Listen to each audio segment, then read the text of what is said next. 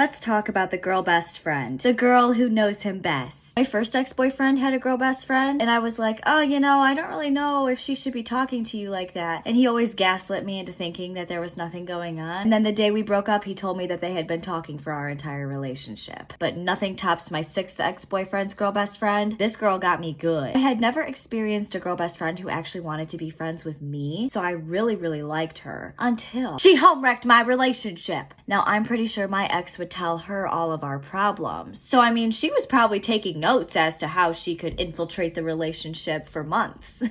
One day, he went over to her house to see her family, and they went to a gas station together alone to get orange juice and chocolate. Ended up sitting in the parking lot for an abnormally long amount of time. And then the day after that, he called me her name while we were talking. And wouldn't you know it, after we broke up, they started dating. So you think you can trust the girl best friend? You cannot. And if you're a girl best friend who acts like this, just date him already. I went to an all-girls Catholic high school, and one time they hired a new chemistry teacher. He was a male. His nickname? Mr. V. Mr. V was a nerdier guy, and we'd all joke with him a bunch. He started an anime club. After school, 2 days a week, girls would get together in his classroom for an hour and make sushi while watching anime. It was a chill time from what I heard.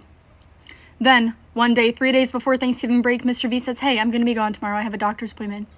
Mr. V was not there the next day. Nor was he there the day after or the day after. We wonder if he's okay. Then, the day after Thanksgiving, we get an email from the school. It says Mr. V has been permanently terminated from his contract at our high school. We conspire in the group chat. We wonder what happened to him, and if this had anything to do with the doctor's appointment. Then, a few weeks go by. We get a new chemistry teacher. Wonderful chemistry teacher. One of my classmates goes through the Starbucks drive-thru line before school one morning, and behind her, she sees Mr. V in his car.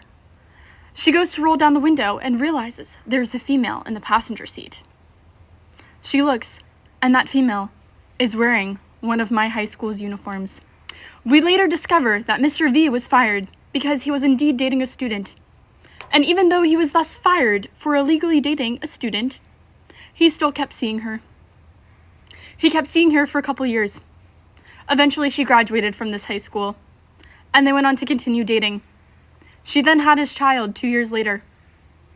Then, he impregnated another female, and the three of them now live together with 2 children. My mom's husband really cheated on her. Story time. I didn't like this man from day uno. Always trust your gut and your child. Children and animals feel energy harder than anybody. My mom been married to this man for however many years now. He's been around forever. And in the beginning of the marriage, he was this happy-go-lucky guy. I really didn't mind him. He started getting a little bit of clout, and towards the end of the marriage, he started acting different. Always went on trips to watch basketball games because his son played basketball. And normally we would go with him. This one particular one was coming up in February. But early January, there was a reggae festival in New York. Didn't happen to like these reggae artists, so she didn't go to that one. So he went with his friend. Let's call the friend Jacob. I like Jacob. That's a nice fake name. So him and Jacob go. Normally this man called my mom, normally he's simp. He called my mom, hey babe, I'm here, I'm there, I'm there, I'm there. There was no type of update at all, child. So you know what that means. No update and you up late? That mean the STD rate went up great. So me and my mom sitting there that's weird, but we're going to wait till he come back to see what's up. Didn't want to be crazy just yet, so we waited till he came home to see what, you feel me, what was the excuse. He claimed he was at a park, they was playing basketball, he lost track of time, whatever. My mom does this man laundry, and he had foundation in his drawers, y'all. The skin color was way, way, way, way, way off from my mother's complexion, so you already know what I mean. Somebody else's face was in his drawers. My mom cussed him out as she should, but she did end up staying with him. Fast forward, remember that tournament I told y'all about in February? He went, but before he left, he told us that it was a thing that only he could go to. Supposedly, there was no +1s and 2s. Weird, right? So my mom attempts to do his laundry. Maybe she'll find a clue like how she did the first time. This man did his own laundry, washed his own drawers prior to her doing it. There was no clues in the clothes, right? He thought he was smooth. He thought he was out of hot water. Until my mom smelled the shirt. The shirt smelled like perfume. So they go through it for a little while. She's mad. She's beefing with him, whatever. She kicks him out the house. Somehow, some way, they end up finding their way back to each other. At this point, I'm completely over this dude. I didn't like him from the beginning, but my mom really begged me to call him dad and try to bond with him, make him feel good about himself. But honestly, I knew this man wasn't right from the very first conversation I ever had with him. So she lets him back into the house. This is the second time he was unfaithful. Like, at this point, I would have just kicked him out because this is too much. Like, evidently you want them girls out there. Like, go get them. Ended up going on a family trip to Atlanta, and all these women in the grocery store were talking to him like as if they knew him. And it was weird because we lived in Pennsylvania. So how did these girls from Atlanta know you? Weird, right? Mom still has no clues about anything. Like, the clues she found the first time was really a one-time thing, because once he learned how she discovered what she discovered the first time, he started covering his tracks. Since he traveled so much, my mom decided to go on a website called Cheater Buster, and girl, all she had to do was put his name and his number in, and all of this craziness popped up. Apparently, he had been cheating on my mom every time he left town. My brother killed my fish. Story time. So, growing up, me and my brother got along for the most part, but we loved to do pranks on each other. And they were lighthearted pranks at first. Like, I would take a pair of his shoes and hide it around the house, or he would steal my homework out my book bag so I wasn't prepared for school the next day, like dumb things. But everything got taken way out of hand because I decided to put Kool-Aid powder in his face lotion, and he didn't realize, and it stained his face for like 3 days. And I knew he was upset, but I didn't know he was that mad until he pranked me back. So I used to have a fish tank in my room, and inside this fish tank was a betta fish named Finn. I loved Finn so freaking much. But my brother decided to take him out his tank, put him in the toilet, and call me into the bathroom. And when I walked into the bathroom and realized what was going on, it was too late, because before I could even react, my brother pushed the lever and flushed Finn down the toilet.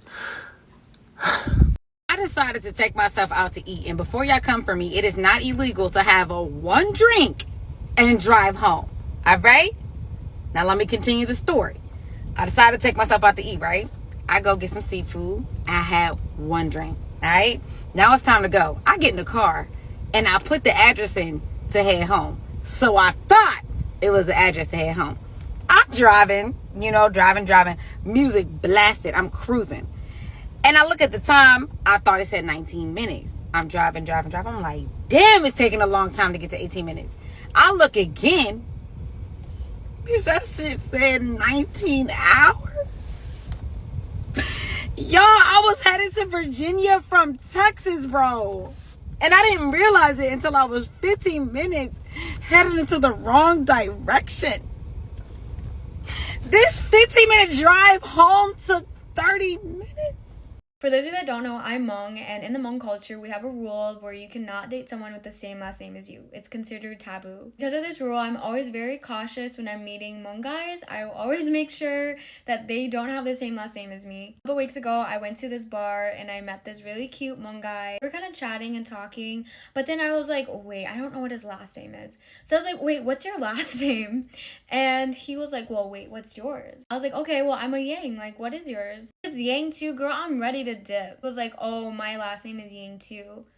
We literally sat there and just looked at each other like, I was literally about to leave, and he was like, no, I'm just kidding. I was like, no, you gotta show me your ID now. So literally in this like loud, crowded bar, this guy had to like take out his ID to show me, and it's so dark in there too. I literally had to like grab my phone, do the flashlight to like look at it. One thing about me, you will not catch me slipping talking to another guy with the same last name. My grandma has given me enough lectures about